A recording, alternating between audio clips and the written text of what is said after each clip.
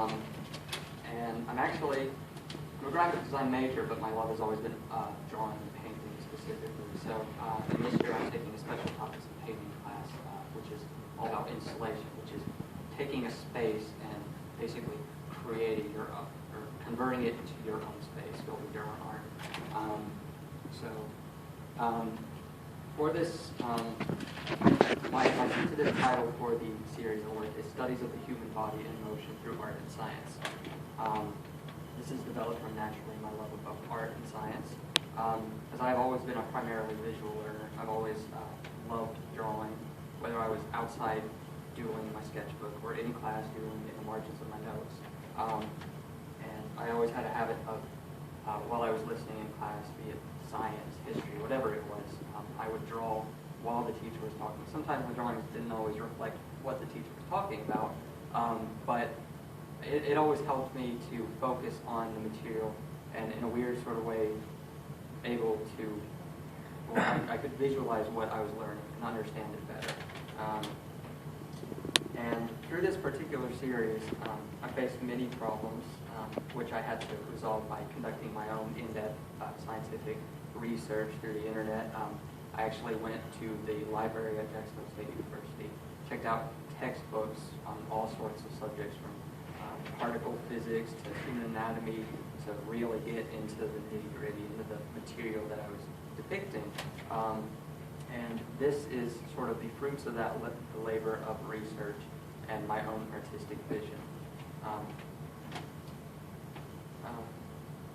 It got to the point where I was taking notes, like in my notebooks, on everything I was learning.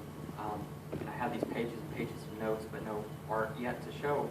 So I decided to just start creating. I focus on sculptural art, and I actually choose works of art. Video. Here's the graph, some of my actual research. This is actually the graphs. You can see graphs are in the upper left corner, and I brought this one. All of these graphs, the table, the map, is just to find this point, the center of gravity, for one figure. So it's very in-depth, very intensive scientific research that's going on behind this. Here's a detail with the graph of the hip or the knee joints. And then I focused on sculptural forms. I chose sculpture by artists, or previous works of art by other artists, to develop in my own way by representing the 3D forms on a two-dimensional plane and adding the overlay of analytical scientific processes on top. This first one, which I have over there, is a sculpture, contemporary sculpture by Peter Jensen, which is all about motion through time and space. This is a futurist work of art by Boccioni, which takes a warrior throwing a spear. So the science behind this was I actually calculated the trajectory of the spear once it's thrown, like how far it will go, what height it will reach at its apex. Here's like the detail of that graph of all the math I put into it. And here's my artistic choice. I decided to show the math as I did it, basically on the board, which is my terrible handwriting and not very neat or anything. But I think that's the process that is behind it that comes through my decision. And then these next couple images are still works in progress. This one is a cubist sculpture by Archipenko. She depicts a dancer in the middle of a pose that's very exaggerated as per the cubist style. But again, all the lines in the body, which you can see, those are the same scientific processes I did through the graph in the first one, all simply to find the center of gravity for this one single figure. And then for this particular sculpture, the arm is actually cut off right here. So this entire arm was invented.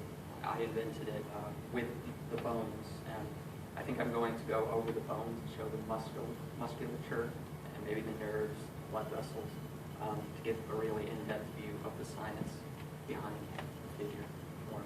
And my latest piece is I classify famous Discobolus sculpture by Myron, which is a really realistic yet idealized view of the human form.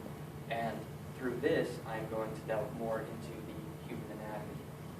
I've started on this process by showing musculature in the face. I'm going to go and label each muscle with a scientific name, of course, and while also showing the trajectory of the disc once the thrower throws it, and the math in that process. Another detail, face, and that's it. Thank you for your time. Any questions?